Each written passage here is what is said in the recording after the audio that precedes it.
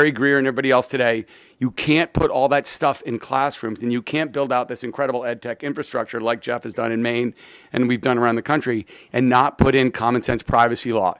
So Arne's also been looking at that. So the last thing I want to say is probably the most important thing, which is, how many of you saw the Celebrity All-Star Game? Classic. Who made the most amazing pass a Secretary of Education ever made with a bunch of fine athletes? So here from the Stanford of the East, the former captain of the Harvard basketball team, Arne Duncan. Thank you for coming, Arne.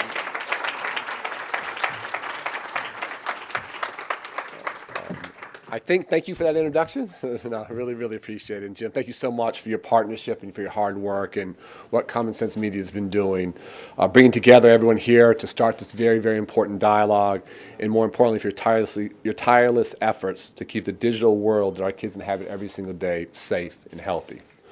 America's families, including my own, owe a debt of gratitude to so many people here today.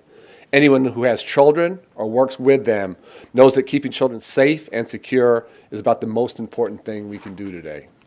Privacy is a part of our children's safety and security, especially in our very fast-changing world. Technology has brought the ability to do things that would have seemed like science fiction not too long ago. Our two children hold conversations in full-color video with their grandparents in Australia on a quarter-inch thick screen that they can hold in their hands. In my childhood, that would have seemed like something that Q invented for James Bond for a movie. But technological advances have also brought a host of new worries to us as parents. My wife and I constantly feel the need to get smarter about those issues. And so many folks in this room are helping American parents do just that. I'm also glad to know that you'll be hearing shortly from Senator Ed Markey, whose work in this area has been fantastic. And I know that my partner, Jim Shelton, is going to have a great conversation with Commissioner Julie Brill of the FTC, who is fighting hard for consumer privacy. That effort could not be more important now. A generation ago, a phone was a thing with a wire plugged into a wall, a file went into a drawer, a tablet was something you took when you had a headache, a text was a book that students carried in heavy backpacks, and social media meant watching some TV with your friends. The new normal embraces a stunning variety of tools and connectedness. In schools, like everywhere else, these new tools and connections have offered extraordinary learning opportunities. Schools now have not just new ways of working, but vast amounts of new information that can empower teachers, empower students, and empower parents and families. But technological advances have brought with them new cautions. Online banking and email have improved our lives, but they have also given us more to defend. Our identity and privacy are treasures to protect in ways we wouldn't have conceived of not too long ago. People, especially young people, are creating vastly more information than ever before. Everything from pictures to news articles to restaurant recommendations and so much more. We can do our banking from a coffee shop or on a ski slope. Yet we've never been more worried about inappropriate access to or use of our personal information. And that is something we think a lot about at home with our 12-year-old daughter and our 10-year-old son.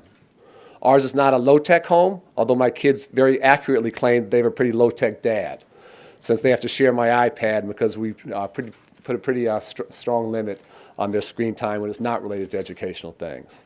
We've been trying to learn some coding together, although my kids, I have to say, are way ahead of me. They can access their school assignments on the web, turn them into document sharing. They can track their own grades and progress as well. And we use some web-based tools to support their learning, including online video lessons and foreign language classes. Of course, all that just scratches the surface of what's possible, and we are far, far from the most advanced home in terms of technology in America. In education, it would be easy to see the benefits and the cautions of this new world as somehow being a zero-sum game. And I'm going to ask you not to look at it that way. What I want to say to you today is that the benefits for students of technological advances can't be a trade-off with the security and privacy of our children. We must provide our schools, teachers, and students with cutting-edge learning tools, and we must protect our children's privacy. We can and must accomplish both, but we will have to get smarter to do that. Let's start with why technology matters. In schools, technology, when it's used wisely, can enable teachers to focus their time on the things they do best, like teaching critical thinking skills and helping the children who are struggling the most. It can provide them with up-to-the-minute information on where students are doing well and where they need the most help. And it can help them reinvent the most traditional, some would say boring, school experiences. Take, for one example, of Brenda Scott's school in Detroit. In a classroom that I visited, a teacher named Christy Ford was working directly with just a small number of students who immediately needed her help. The rest were engaged in small group projects, building 3D models or working on laptops, a flexibility made possible by digital technology and independent learning plans. In New York City, some schools use a similar strategy to let kids work at their own pace on the material that's right for them, while teachers focus on small group instruction. Each day, teachers receive a report on each student's progress and recommendations for their learning for the next day. And at Nashville Prep, school leaders and teachers analyze data about student achievement, attendance, and discipline every week as a team to spot trends and sync up about each student's individual needs. And in Huntsville, Alabama, teachers and school leaders can get real-time snapshots of student progress in math. That helps educators to help our kids. The direct benefits for students are obviously extraordinary. Just imagine the inspiration that two high school girls, one in Kentucky and one in Virginia, felt when they used open government data to discover a super fast-spinning millisecond pulsar star. Technology can also empower parents, giving them a stronger connection to what their kids are actually doing. Look at Khan Academy, which lets parents look at children's progress in the language that parents speak, regardless of the language in which their children are working. Look at programs used in Newark and here in DC that generate notes for parents about their children's progress in reading and math, as well as advice about what parents can do to further their kids' learning at home every single night. Now, parents don't have to just ask, what did you do in school? And if they have teenagers, we know that answer is too often nothing. Now they can start a dialogue about what their kids were actually learning in school that day. And here's what these examples and thousands more like them are starting to add up to.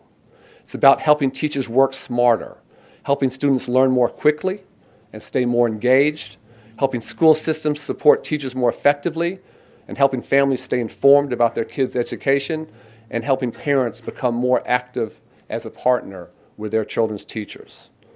All of that can be transformational, and we must increase access and close that digital divide with a much greater sense of urgency. Some of our international competitors are well ahead in providing broadband to their schools, and that represents an unacceptable opportunity deficit in our school system, and President Obama has laid out a plan to help fix that, and Jim and others have been so helpful in that effort. But that's just the beginning. We're behind our international competitors in, frankly, too many important ways. Technology, I'm convinced, can help us catch up, can help us increase both equity and drive excellence if everyone works together to produce solutions that serve our students well. Smart policies will support, not impede, educators who want to put technology to work for their children. We live in a new, fast-changing time, and in fact, many of our teachers, quite appropriately, aren't waiting for us. Every single day, teachers face the challenge of making education work for each individual child in their classroom and finding ways to tailor learning to each child's gifts, skills, interests, and needs. We need to give teachers every possible tool to help them succeed, but frankly, we haven't done that yet. According to a PBS survey, 91% of teachers have access to computers, but only about 20%, only about 1 in 5, say they have access to the right level of technology. That's unacceptable. So no one should be surprised when hardworking, committed teachers go out on their own to find the best tools they can for their classrooms. Now, whether it's an online grading book or text message homework reminders for for parents and students, teachers are often out there finding their own solutions. Schools and districts need to develop policies that allow rapid adoption of technologies that meet privacy and security standards and rejection of those that do not. And the practices of districts and schools are changing very rapidly as well. Like many organizations, school districts are striving to get smarter about using data to drive improvement. School systems have been especially thoughtful in their use of data, like those in Tennessee and right here in DC, have reaped real learning benefits over a short amount of time for their children. And increasingly, school systems are looking for outside expert help in analyzing their data. Also, like most other organizations these days, district and state educational systems are managing much, much more digital data. Partly that's because new technologies are producing more data, and partly because traditional data like bus routes and attendance and food service and business records, all those have very rightly moved online. Like other organizations, school systems often opt to store those data in the cloud, in remote data centers.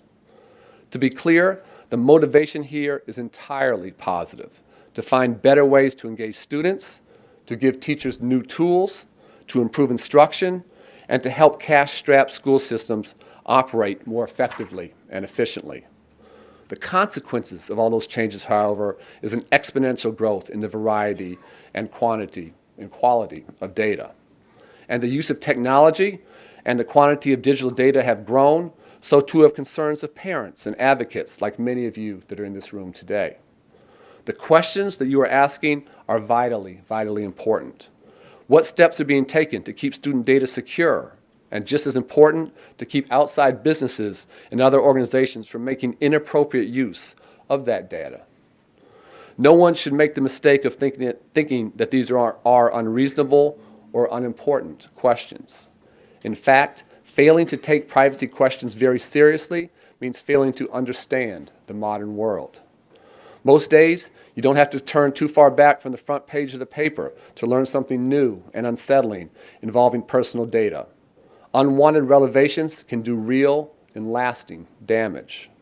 And obviously, the stakes are simply that much higher when our children, when our students are involved. So I want to be absolutely clear that school systems owe families the highest standard of security and privacy. No one makes you sign up for Facebook, but you do have to go to school. Our expectations for the protection of children must be paramount. The truth is, in every generation, perhaps now more like every 5 to 10 years, a new revolution in technology forces us to contend with new questions about how to keep our kids safe. Privacy rules may well be the seatbelts of this generation. I'd like to see vigorous self-policing by the commercial players, and frankly, it's in their interest to do so, and I'm glad to see that conversation starting here. But I'm also not going to wait for industry or rely on promises. It's on all of us, government leaders, advocates, and educators, to act. This can't be a choice. It can't be a choice between privacy and progress. It doesn't mean, and it can't mean, rolling back the availability of technology. We know that's actually an historical impossibility. The toothpaste is not going to go back in the tube, and we absolutely shouldn't want it to. We cannot stand between teachers and the tools they need to be most effective in the classroom and help them reach every single child where they are. On the contrary, we need to do a far better job of getting useful technology to educators, students, and families that deepens and accelerates learning. We cannot ask our schools to choose between privacy and progress. Moreover, school systems must have the ability to use data to get their basic business done, whether that involves organizing and analyzing bus routes, working on instructional information, whatever it might be. None of that conflicts with a powerful commitment to privacy. Protecting our students' information is more than a legal requirement. It's a moral imperative. Our children's privacy is not for sale and must not be put at risk. Personal information that students and family provide for educational purposes should be used only for educational purposes. And both school systems and technology providers should have appropriate policies for how they handle all that data. Taking action on those principles involves laws and policies, but it's also a matter of priorities and clear, constant communication. On the legal side, as most of you here know, 3 keystone federal laws protect student privacy: the Family Educational Rights and Privacy Act, the Protection of Pupil Rights Amendment, and the Children's Online Privacy Protection Act. Together, these statutes place significant limits on how student information can be used. But these are very complex issues, and the field is developing extraordinarily rapidly, which is why we're committed to stepping up the pace at which we provide guidance to help school systems and educators interpret the law, including examples of best practice. Tomorrow, we will release new guidance, and with more coming in the weeks ahead. Our administration takes these issues very, very seriously. And that's why we appointed the first ever executive level chief privacy officer in our Department of Education, Kathleen Stiles, who has helped us to start offering technical assistance to states and districts around student privacy. Kathleen has been doing a fantastic job, and I want to thank her for her leadership. We established the Privacy Technical Assistance Center to provide that hands-on help. But federal law provides only some of the guardrails for data and privacy practice. Much of the control over these issues lies in the policies at the state and district level. And for the record, our Department of Education itself isn't allowed to create a national database of individual student-level information, aside from mandated purposes like college loans. We don't, we haven't, and we won't, period. And anyone who says differently is being less than honest. And nothing about the new assessments developed by consortia of states as part of new higher standards changes any of that. But there is a lot of hard work ahead for us. As an education community, we have to do a far better job of helping teachers and administrators understand technology and data issues.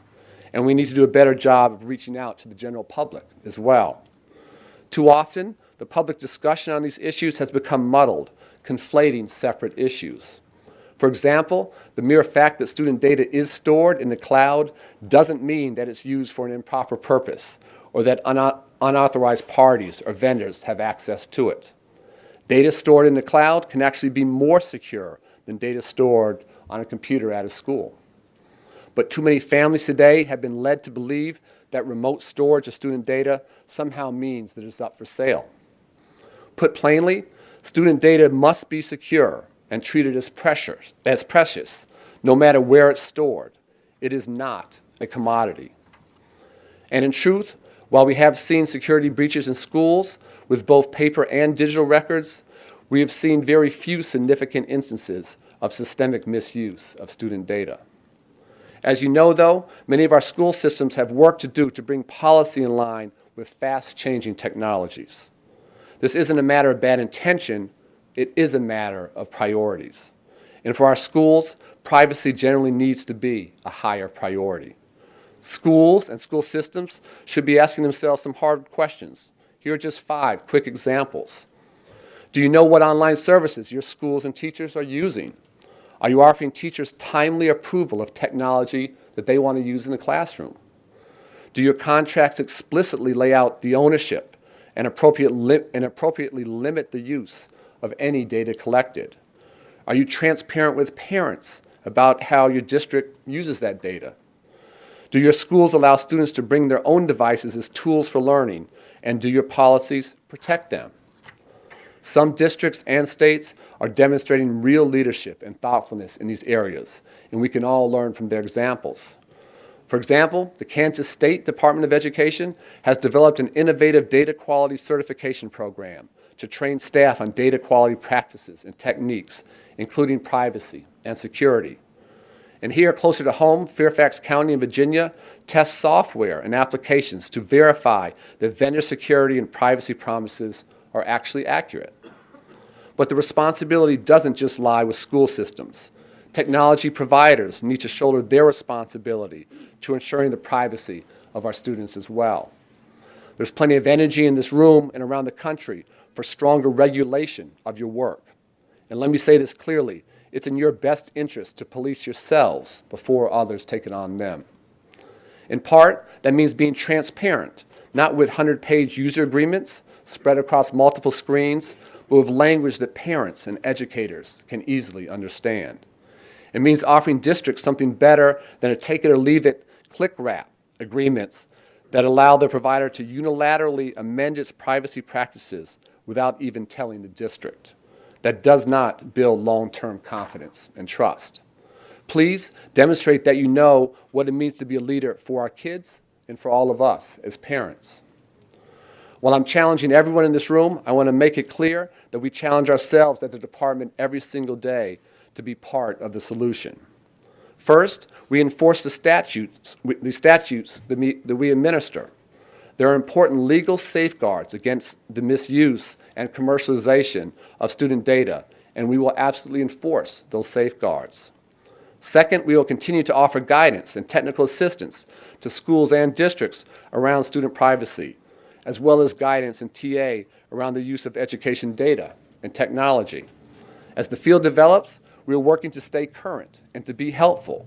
And where we fall short, please, please push us. We need your best ideas, and we want to be challenged every single day. Let me close with the bottom line. Personal data in education should be used only for educational purposes, not to sell students snack foods or video games. Parents and schools need clear information that enables them to make good, informed decisions. In protecting our children, every single one of us has a role to play. So I want to challenge advocates, tech leaders, software vendors, educators, and policymakers to make protecting our students' privacy a higher priority.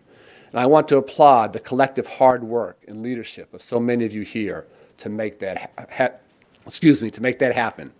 Together we can and we must harness the extraordinary potential of technology to empower teachers, students, and families without faltering in our duty to protect them. Thank you so much, and thank you for your hard work.